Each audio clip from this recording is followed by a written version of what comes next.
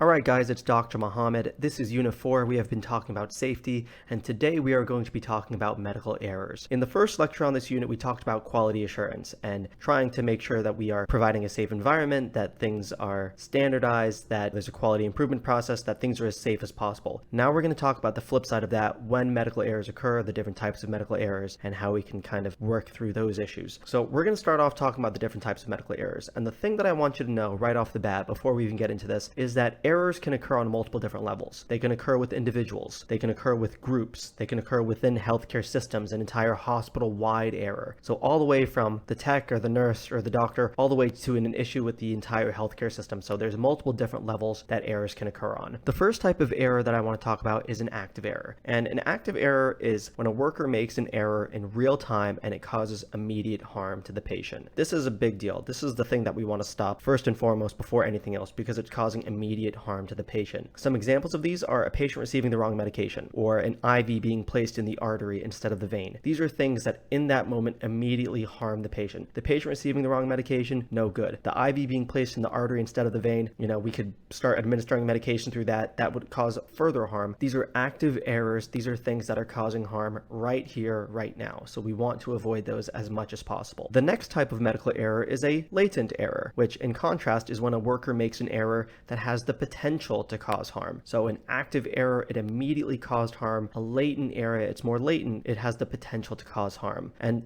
the more common way to say this is an accident waiting to happen. There's something that the individual is doing, or there's something wrong with the system, and this could cause serious harm. Examples of this, an x-ray being taken on the incorrect limb, or guardrails on a stretcher being left down. In terms of the x-ray being taken, that's not directly harming the patient right now, but if somebody looks at that x-ray and says it's all normal and the patient gets discharged, they could go home and they could get sicker, they could get even more injured. Guardrails on a stretcher being left down, that's not hurting the patient right here, right now in this moment, but that does increase the potential that they may fall later, and that could cause harm later on. So both of those are examples of latent errors. They are accidents that are waiting to happen. Another thing that I want you to know about latent errors is that there could also be issues with operations or processes that are completely unrelated to the worker, to the individual, that are causing harm. Remember I said, errors can occur with workers, they can occur with individuals, groups, and systems. So some examples of operations or processes that are latent errors that have the potential to cause harm, that are accidents waiting to happen, are a hospital having multiple different types of IV pumps or different concentrations of a medication.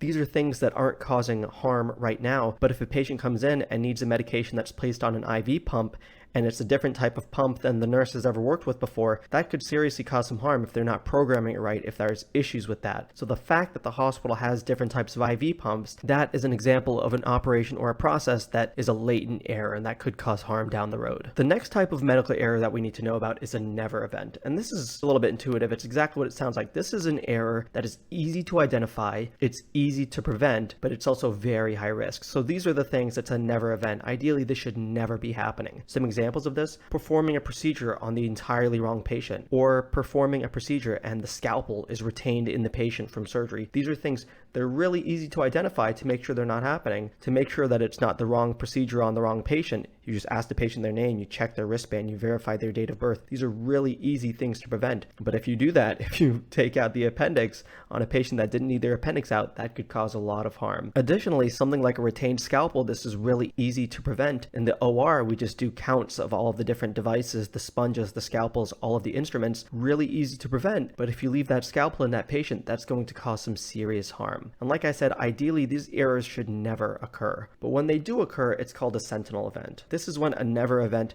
does occur and causes death or serious or permanent harm. Never events should never occur. When they do occur, it is called a sentinel event, and this is causing some serious harm. And this is something that's going to cause legal issues. It's going to need to undergo root cause analysis, which we're going to talk about in a little bit. So sentinel events are very, very bad. The final type of medical error that we need to know about is a near miss. And this is something, it's an error that is unexpected and does not cause harm, but has the potential to cause harm. So this is something that we don't see coming. It's missed, it goes over our head, and it's not causing harm, but it has the potential to cause some very serious harm. An example of this is a pharmacy pharmacist identifies a potentially serious medication interaction and cancels an order. So as the physician, sometimes we order medications, we're not looking through the entire medication list of a patient, we might miss something, but the pharmacist, that's their job, they're going to double check. So they might find an error, a serious interaction that could cause harm, and they're going to discontinue that medication. So fortunately it didn't happen, it was a near miss. It would almost happen, but there was a fail-safe to prevent it from happening. Another example of that, identifying that a patient has a DNR before performing CPR. This is a little bit more of a complex situation, but the patient's wishes are not to have CPR done. So by doing CPR in this critically ill patient, we're actually causing some harm because we're going against the patient's wishes. But identifying that DNR, seeing that MOLST form, like we talked about before, of life-sustaining treatment, and seeing that the patient does not want resuscitation, does not want CPR, is in a way, it's a near miss and it's preventing harm. A couple additional things that I want you to know about medical errors is that some of these errors can be classified under multiple types. So an example of this, when we were talking about a never event, so performing a procedure on the wrong patient, that is something that should never happen. But if it does happen, then it's also an active error, right? That is something that the worker did that was an error in real time that harmed the patient in real time. So just know that some of these examples can be classified under multiple different types. In addition to that, I want you to know that errors can occur because of poor planning and because of poor execution. If we don't plan to do a procedure a certain way, then we may make mistakes and that may cause harm. Conversely, if we don't execute the procedure in a certain way, that could also cause harm. So errors can come from poor planning, but also poor execution. The final thing that's really important to know when it comes to medical errors is that these errors can occur at every step of care, from patient identification to the patient being discharged. So something as simple as forgetting to put a wristband on a patient or putting the incorrect wristband on a patient. That is an example of error. Sending a patient home without discharge instructions or with the incorrect discharge instructions, or not mentioning a medication that was prescribed. Those are all things. Every step of the process in healthcare, there is the ability for errors to occur, which is why it's so important that we go through quality improvement, that we have root cause analysis, those kinds of things, to make sure that we are minimizing error as much as possible. Now that we've talked about the different types of medical errors, we want to do medical error analysis. And I've alluded to it multiple times, but this is going to start with root cause analysis. And root cause analysis is something that is retrospective. We are looking backwards. We are looking at previous failures to prevent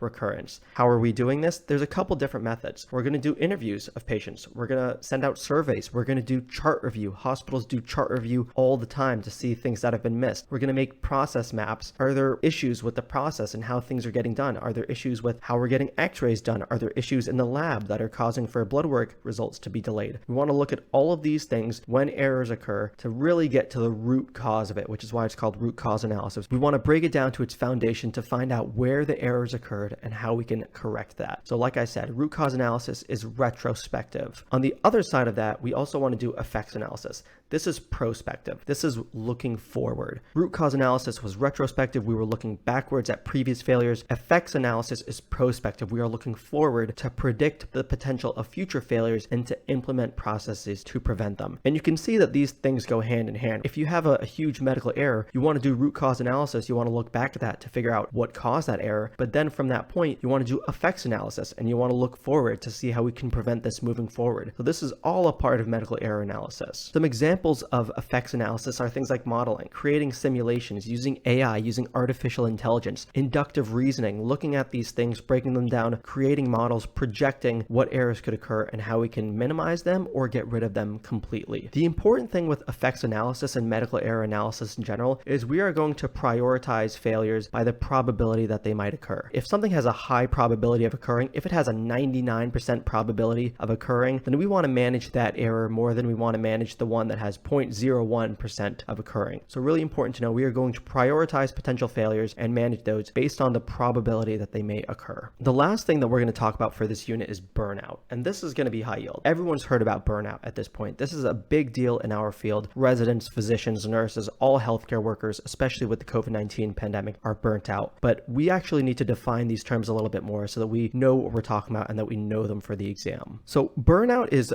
basically prolonged and excessive stress that leads leads to decreased efficacy and increased medical errors, right? A resident that's working 7, 10, 14 days in a row, this is prolonged and excessive stress, and because of that, they're not going to be as effective, and they're going to make mistakes. Anyone that's worked in the hospital for a really long time like that, you're not thinking straight, you start making some errors. That is what burnout is. It is from prolonged and excessive stress. Fatigue, on the other hand, is when a lack of stress and rest in particular leads to cognitive impairment and increased medical errors. So burnout, it was prolonged and excessive stress, so you're being stressed in an environment frequently. Fatigue is lack of sleep and rest. Both of these issues are going to lead to increased medical errors, but how we got there is going to be different. With burnout, it was a lot of stress. With fatigue, it's not enough sleep and rest. Quick recap, this is Unit 4, all about safety, and today we're talking about medical errors. We talked about the different types of medical errors. Remember, an active error, a worker makes an error in real time that causes immediate harm. A latent error, a worker makes an error that has the potential to cause harm sometime in the future. A near event, this is something that is easy to identify and easy to prevent, but if it does occur, it is very high risk, and if it does occur, it's called a sentinel event. A near miss is an error that is unexpected and does not cause harm, but it has the potential to cause harm. We just missed it, but it could have caused some serious problems. After that, we talked about medical error analysis. We talked about root cause analysis, which is retrospective. We looked back at previous failures to prevent recurrence. And then we talked about effects analysis, which was prospective. We looked forward to predict failures and implement processes to prevent them. After that, we talked about burnout and fatigue. Remember, burnout is prolonged excessive stress that leads to increased medical errors, whereas fatigue is lack of sleep and rest that leads to increased medical errors. That is the end of Unit 4, and I will see you in the next one.